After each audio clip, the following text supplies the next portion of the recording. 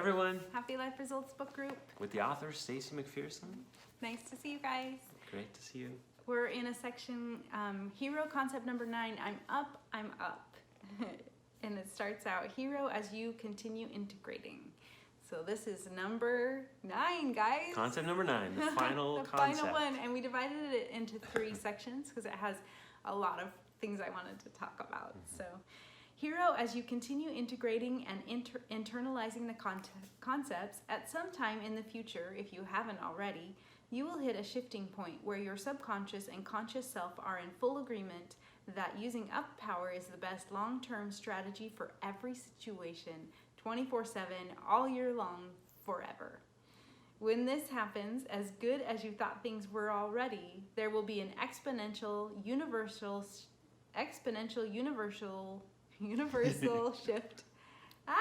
Exponential universal shift upwards in every area of your life.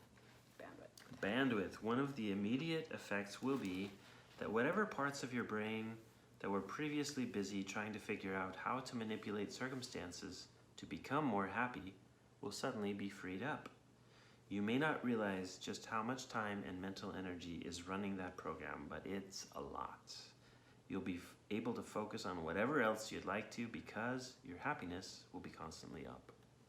Oh, this one's so powerful. And I experienced it so vividly, well, actually, while it was happening, it was gradual. But then in retrospect, we were thinking what I can do now versus what I was capable of before.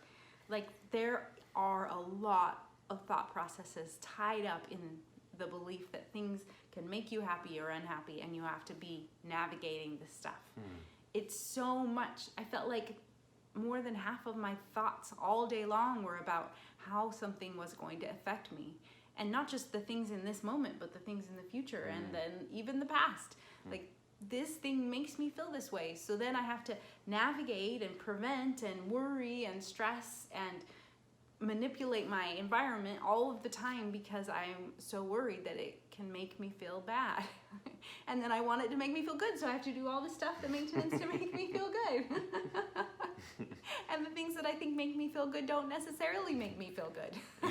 And if you have something like that you think can make you not feel good, then not only is it that thing, but then you have to have a protective fence around that one, and then protective fence around the next one, next level.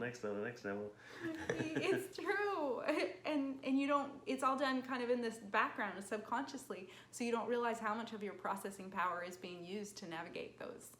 And until you change and you let go of it and realize that you don't have to be doing all of that thought work, maintenance, you can just take an optimal state to every circumstance, and when you do, you feel confident that you will behave in a way that will get the best results, and you will keep trying things even if it doesn't work the first time. It's a different world. It's a whole new world. And this is an appropriate place to revisit the idea that might not have made as much sense back when Stacey first introduced it, which is that it's easy to feel good. It's easy to be happy. Oh, yeah. Because it could feel like that's a lot of work. And that was one of those concepts that she asked a while back in the guide section. And especially since if in the process of trying to change and try a new system instead of the traditional method, it felt like it was work. Yeah. Then it could feel like, okay, this is the part where if you got to this point and consider how much easier it will be once you hit where all that bandwidth is freed up. Yes. Where you've let go of so many limits, so your options are freed up. Yeah. Where your physical health is now easy to maintain, and you're choosing your eating styles and your exercise, all of those areas. Yes. So you have better health, more energy. That's freed up. You're optimizing your environment. How much easier is your life at that point? Yeah. How much less work is it really? It's so much better. It's so much better.